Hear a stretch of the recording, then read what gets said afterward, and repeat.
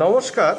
2026 সালে যে সমস্ত স্টুডেন্টরা উচ্চ মাধ্যমিক পরীক্ষা দিয়েছো, অনেকেই কিন্তু চিন্তিত হয়ে আছো যে আমাদের বেস্ট অফ দ্য 5 সাবজেক্ট কোনগুলো ধরা হবে বা বেস্ট অফ দ্য 5 সাবজেক্ট কি, এই বিষয় নিয়ে কিন্তু অনেকে কিন্তু জানো না, আবার হয়তো অনেকে জানো।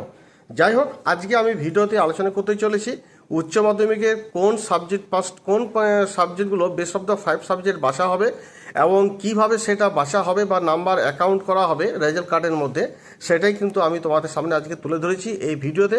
সুতরাং ভিডিওটি প্রথম থেকে শেষ পর্যন্ত দেখো, ভালো লাগলে অবশ্যই কিন্তু ভিডিওটিকে লাইক করে দিও আর পাশে থাকা বেল আইকনটিকে প্রেস করতে একেবারেই ভুলো না।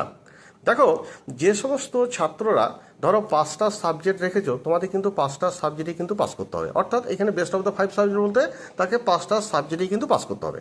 আর যে সমস্ত ছাত্রছাত্রীরা ধরো মোটামুটি 6টা সাবজেক্ট রেখেছো, তাদের তো ইংরেজি বাংলা তো পাস করতেই হচ্ছে। তারপর আরও যে বাকি 4টে সাবজেক্ট রয়েছে, সেই 4টে সাবজেক্টের মধ্যে সেখানেও কিন্তু তোমাদের 3টে সাবজেক্ট পাস করলে তোমাদের 5টা সাবজেক্ট পাস করা হয়ে যাচ্ছে।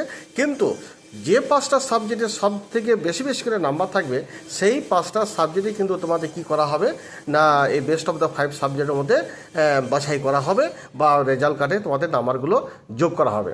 এবার বলি, তোমাদের যে বেস্ট অফ দ্য 5 সাবজেক্টে বাছার আরেকটা নিয়ম আছে, সেটা হচ্ছে যে তোমরা 3rd সেমিস্টার পরীক্ষা দিলে, 4th সেমিস্টার পরীক্ষা দিলে সেই নাম্বার যোগ হবে এবং যে সমস্ত সাবজেক্টগুলো প্র্যাকটিক্যাল, তাদের প্র্যাকটিক্যাল নাম্বার যোগ হবে। যেগুলো তোমার ধরো নন প্র্যাকটিক্যাল সাবজেক্ট, তোমাদের সেই কিছু প্রজেক্ট হয়েছে, সেই প্রজেক্ট নাম্বার যোগ হবে। অর্থাৎ project, practical, 3rd semester, 4th semester, এই সমস্ত নাম্বারগুলো যোগ করে যে 5টা সাবজেক্টে বেশি বেশি করে নাম্বার আছে, সেই 5টা সাবজেক্টে তোমার কি হবে, সেই নাম্বারগুলো কিন্তু তোমার রেজাল্ট কার্ডে যুক্ত হবে।